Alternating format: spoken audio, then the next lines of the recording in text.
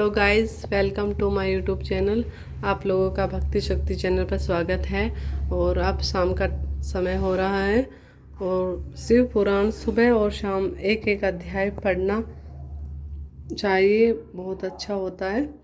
तो अब हमारा 9वां अध्याय शुरू होता है।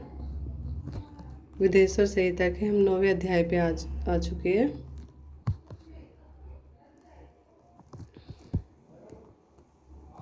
सबसे पहले ओम नमः शिवाय। सदाचार, शौचाचार, स्नान, भस्म धारण, संध्या अवनंदन, प्रणव जप, गायत्री जप, दान, न्यायतः धनोपार्जन तथा अग्निहोत्र आदि की विधि एवं महिमा का वर्णन। ऋषियों ने कहा, सूत जी, अब आप शीघ्र ही हमें वह सदाचार सुनाइए जिससे विद्वान पुरुष पुण्य लोकों पर विजय पाता है, स्वर्ग प्रदान करने वाले धर्म में आचार तथा नरक का कष्ट देने वाले अधर्म्य आचारों का भी वर्णन कीजिए। सूत जी बोले, सदाचार पालन करने वाले विद्वानों ब्राह्मण ही वास्तव में ब्राह्मण नाम धारण करने का अधिकारी है।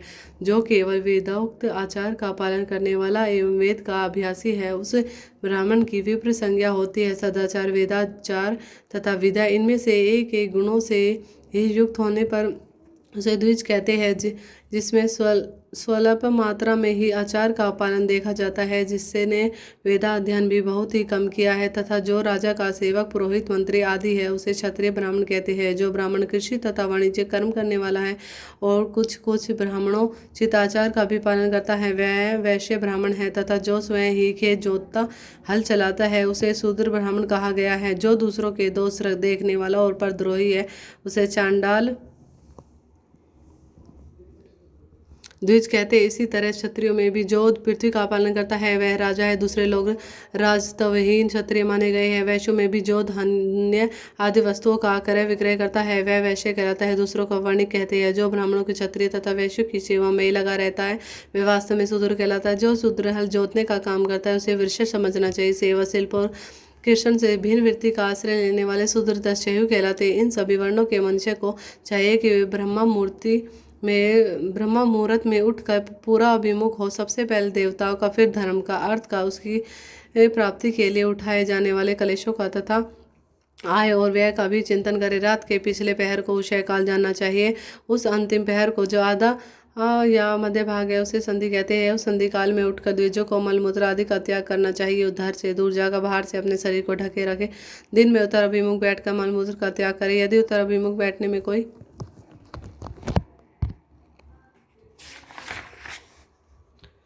रुकावट हो तो दूसरी दिशा की ओर मुख करके बैठे। जल, अग्नि, ब्राह्मण आदि तथा देवताओं का सामना बचा कर बैठे। मल त्याग करके उठने पर फिर उस मल को न देखे। तदनंतर जलाशय से बाहर निकाले हुए जल से ही गुदा की शुद्धि करे तथा देवताओं में, पितरों में तथा ऋषियों के तीर्थों में उतरे बिना ही प्राप्त हुए जल से शुद्धि करनी चाहिए। गुदा में 7, 5 या 3 बार मिट्टी लगाकर उसे धोकर शुद्ध करे। लिंग में ककोड़े के फल के बराबर मिट्टी लेकर लगाए और उसे धो दे, परंतु गुदा में लगाने के लिए एक पसर मिट्टी की आवश्यकता होती है। लिंग और गुदा की शुद्धि के पश्चात उठकर नेत्र, जाए और हाथ पैरों की शुद्धि करके 8 बार कुल्ला करे। जिस किसी वृक्ष के पत्ते से अथवा उसके पतले काष्ठ से जल के बाहर दतुन करनी चाहिए, उस समय तर्जनी अंगुली का उपयोग न करे। यह दंत शुद्धि का विधान बताया गया है। तदंतर जल संबंधी देवताओं को नमस्कार करके मंत्र पाठ करते हुए जलाशय से स्नान करे।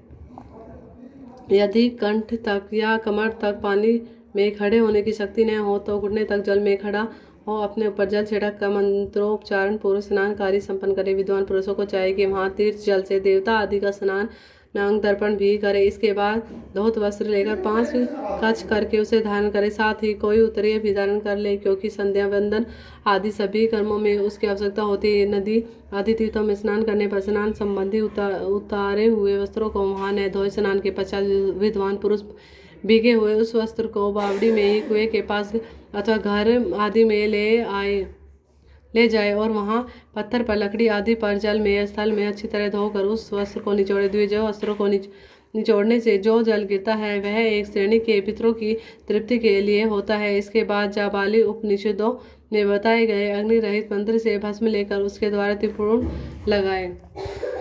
इस विधि का पालन न किया जाए इसके पूर्व ही यदि जल में भस्म गिर जाए तो गिराने वाला नरक में जाता है। आपो ही षष्ठ इत्यादि मंत्र से पाप शांति के लिए सिर पर जल छिड़के तथा यश धर्षयाय इस मंत्र को पढ़कर पैर पर जल छिड़के इसे संधि प्रोक्षण कहते हैं। आपोहिष्टा इत्यादि मंत्र में 3 ऋचाएँ हैं और प्रत्येक ऋचा में गायत्री छंद के 3-3 चरण हैं। इनमें प्रथम ऋचा के 3 चरणों का पाठ करते हुए क्रमशः पैर, मस्तक और हृदय में जल छिड़के, दूसरी ऋचा के 3 चरणों को पढ़कर क्रमशः मस्तक, हृदय और पैरों में जल छिड़के तथा तीसरी ऋचा के 3 चरणों का पाठ करते हुए क्रमशः हृदय, पैर और मस्तक का जल से प्रोक्षण करें। इसे विद्वान पुरुष मंत्र स्नान मानते हैं। किसी अपवित्र वस्तु से किंचित स्पर्श हो जाने पर, अपना स्वास्थ्य ठीक न रहने पर, राजा और राष्ट्र पर भय उपस्थित होने पर तथा यात्रा कलाएं में जल की उपलब्धि न होने की व्यवस्था आ जाने पर मंत्र स्नान करना चाहिए। प्रातःकाल सूर्याश्च मायुमन्युश्च इत्यादि सूर्यानुवाक से तथा सायंकाल अग्निश्च से मायुमन्युश्च इत्यादि अग्नि संबंधी अनुवाक से जल का आचमन करके पुण्य जल से अपने अंगों का प्रोक्षण करें। मध्य कहान काल में भी आप पुनंतु इस मंत्र से आचमन करके पूर्वक्त प्रोक्षण या मार्जन करना चाहिए। प्रातः काल की संध्या उपासना में गायत्री मंत्र का जप करके 3 बार ऊपर की ओर सूर्य देव अर्घ्य देने चाहिए। ब्राह्मणों को मध्य काल में गायत्री मंत्र के उच्चारण पूर्वक सूर्य को एक ही अर्घ्य देना चाहिए। फिर सायकाल आने पर पश्चिम की ओर मुख करके बैठ जाए और पृथ्वी पर ही सूर्य के लिए अर्घ्य, ऊपर की ओर नहीं। प्रातःकाल और मध्य काल समय अंजलि में अर्घ्य जल लेकर अंगुलियों की ओर से सूर्यदेव के लिए अर्घ्य दे, फिर अंगुलियों के छिद्र से ढलते हुए सूर्य को देखे तथा उनके लिए स्वतः प्रदक्षिण करके शुद्ध आचमन करे। सायकाल में सूर्यास्त 2 घड़ी पहले की हुई संध्या निष्फल होती है क्योंकि वह साय संध्या का समय नहीं है। ठीक समय पर संध्या करनी चाहिए, ऐसे शास्त्र की आज्ञा है। यदि संध्योपासना किए बिना दिन बीत जाए तो प्रत्येक समय के लिए कर्म से प्रायश्चित करना चाहिए। यदि एक दिन बीते तो प्रत्येक बीते हुए संध्या काल के लिए नित्य नियम के अतिरिक्त 100 गायत्री मंत्र का अधिक जाप करे। यदि नित्य कर्म के लुप्त हो हुए 10 दिन अधिक बीत जाए तो उसके प्रायश्चित के रूप में 1 लाख गायत्री का जप करना चाहिए। यदि 1 मास तक जब नित्य कर्म छूट जाए तो पुनः अपना उपनयन संस्कार कराए। अर्थ सिद्धि के लिए ईश, गौरी, कार्तिकेय, विष्णु, ब्रह्मा, चंद्रमा और यम का तथा ऐसे ही अन्य देवता का भी शुद्ध जल से तर्पण करे। फिर तर्पण कर्म को ब्राह्मण करके शुद्ध आचमन करे। तीर्थ के दक्षिण प्रशस्त मठ में, मंत्रालय में, देवालय में, घर में अथवा अन्य किसी नियत स्थान में आसन पर स्थिरता पूर्वक बैठकर विद्वान पुरुष अपनी बुद्धि को स्थिर करे और संपूर्ण देवता को नमस्कार करके पहले प्रणव का जप करने के पश्चात गायत्री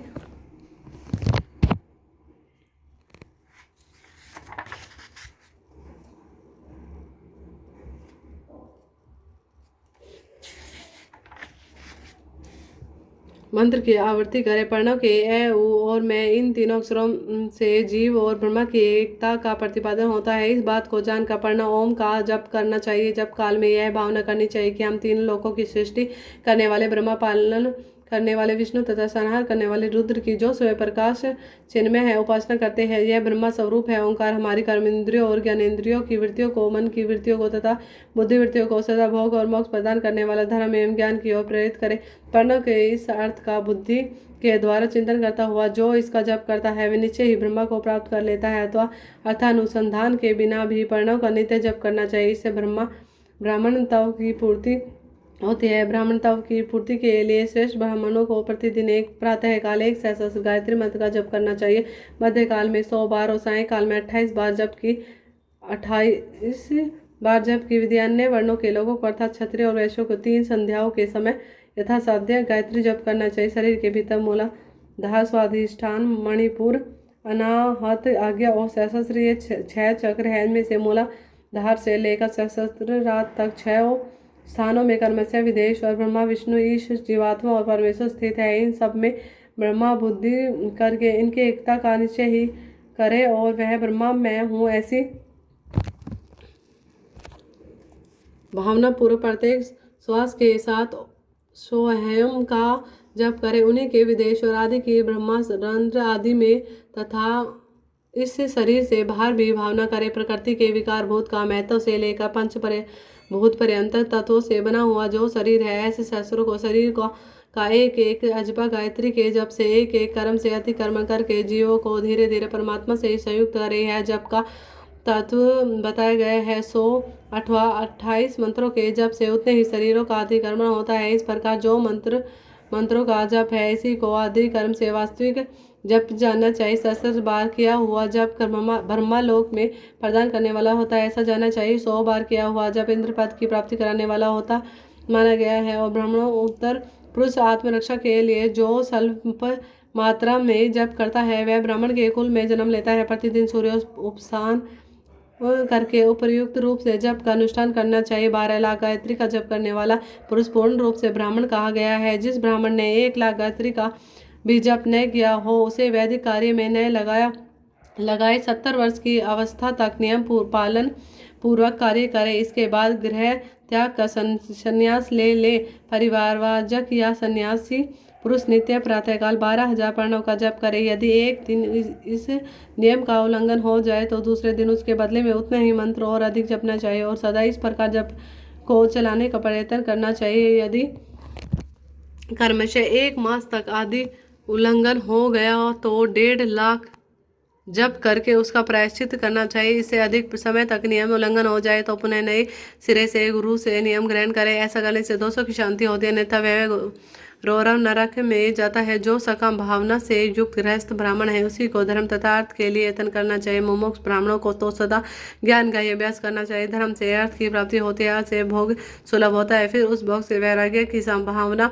होती है। धर्म पूर्वक उपार्जित धन से भोग प्राप्त होता है, उससे एक दिन अवश्य वैराग्य का उदय होता है। धर्म के विपरीत अधर्म से उपार्जित हुए धन के द्वारा जो भोग प्राप्त होता है, उसे भोगों की प्रति आसक्ति उत्पन्न होती है। मनुष्य धर्म से धन पाता है, तपस्या से उसे दिव्य रूप की प्राप्ति होती है। कामनाओं का त्याग करने से मनुष्य के अंतःकरण की शुद्धि होती है, उस शुद्धि से ज्ञान का उदय होता है, उसमें संशय नहीं है। सत्य युग आदि में तप को ही प्रशस्त कहा गया है, किंतु कलयुग में द्रव्य साध्य धर्म दान आदि अच्छा माना गया है। सतयुग में ध्यान से रेताओं में तपस्या से और द्वापर में यह करने से ज्ञान की सिद्धि होती है, परंतु कलयुग में प्रतिमा भगविद्विग्रह की पूजा से ज्ञान लाभ होता है। अधर्म हिंसा दुख रूप है और धर्म सुख रूप है। अधर्म से मनुष्य दुख पाता है और धर्म से वह सुख एवं अभ्युदय का भागी होता है। दुराचार से दुख प्राप्त होता है और सदाचार से सुख। अतः भोग और मोक्ष की सिद्धि के लिए धर्म का उपार्जन करना चाहिए। जिसके घर में कम से कम 4 मनुष्य है, ऐसे कुटुंब की ब्राह्मणों को जो 100 वर्ष के लिए जीविका जीवन निर्वाह सामग्री देता है, उसके लिए वह दान ब्रह्मालोक की प्राप्ति कराने वाला होता है। 1 सहस्त्र चांद्रायण व्रत का अनुसार ब्रह्मालोक का दायक माना गया है। जो क्षत्रिय 1 सहस्त्र कुटुंब को जीविका और आवास देता है, उसका वह कर्म इंद्रलोक की प्राप्ति कराने वाला होता है। 10,000 कुटुंबों को दिया हुआ आश्रय दान ब्रह्मालोक को प्रदान करता है। दाता पुरुष जिस देवता को सामने रख कर दान करता है, अर्थात वह दान के द्वारा जिस देवता को प्रसन्न करना चाहता है, उसी का लोक उसे प्राप्त होता है। यह बात वेदवेता पुरुष अच्छी तरह जानते हैं। धनहीन पुरुष सदा तपस्या का उपार्जन करता है, क्योंकि तपस्या ही तीर्थ सेवन से अक्षय सुख पाकर मनुष्य उसका उपभोग करता है। अब मैं न्यायतः धन के उपार्जन की विधि बता रहा हूँ। ब्राह्मणों को चाहिए कि वह सदा सावधान रहकर विशुद्ध प्रतिग्रह दान ग्रहण तथा याजन या कराने आदि से धन का अर्जन करे। वह इसके लिए कहीं दीनता न दिखाए और न ही अत्यंत कलेशदायक कर्म ही करे। क्षत्रिय बाहुबल्य से धन का उपार्जन करे और वैसे कृषि एवं गौ रक्षा से न्यायोपार्जित धन का दान करने से दाता के ज्ञान की सिद्धि प्राप्त होती है। ज्ञान सिद्धि द्वारा सब पुरुषों को गुरु की कृपा मोक्ष सिद्धि सुलभ होती है। मोक्ष से स्वरूप की सिद्धि होती है, ब्रह्मा रूप से स्थिति प्राप्त होती है, जिससे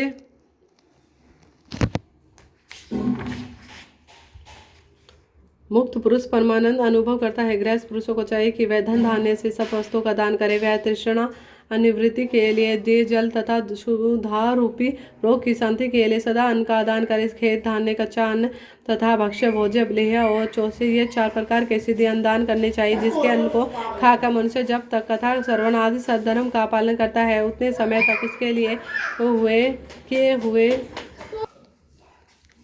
किए हुए पुण्य फल का आधा भाग दाता को मिल जाता है। इसमें संशय नहीं। दान लेने वाला पुरुष दान में प्राप्त हुए वस्तु का दान तथा तपस्या करके अपने प्रतिग्रह जनित पाप की शुद्धि कर ले, अन्यथा उसे रौरव नरक में गिरना पड़ता है। अपने धन के 3 भाग करे। 1 भाग धर्म के लिए, दूसरा भाग वृद्धि के लिए तथा तीसरा भाग अपने उपभोग के लिए। नित्य नैमित्तिक और काम्य ये तीनों प्रकार के कर्म धर्मार्थ रखे हुए धन से करे। साधक को चाहिए कि वह वृद्धि के लिए रखे हुए धन से ऐसा व्यापार करे जिससे उस धन की वृद्धि हो तथा उपभोग के लिए रक्षित धन से हितकारक परमित और पवित्र भोगे। खेती से पैदा किए हुए धन का 10वां अंश दान करे दे, इससे पाप की शुद्धि होती है। शेष धन से धर्म वृद्धि एवं उपभोग करे, अन्यथा वह रौरव नरक में पड़ता है तो उसकी बुद्धि पाप पूर्ण हो जाती है या खेती ही चौपट हो जाती है। वृद्धि के लिए किए गए व्यापार में प्राप्त हुए धन का 6वां भाग दान कर देना योग्य है। बुद्धिमान पुरुष अवश्य उसका दान कर दे। विद्वानों को चाहिए कि वे दूसरों के दोषों का बखान न कर, ब्राह्मणों को दोष दूसरों को सुने या देखे हुए छिद्रों को भी प्रकट न करे। विद्वान पुरुष ऐसी बात न कहे जो समस्त प्राणियों के हृदय में रोष पैदा करने वाली हो।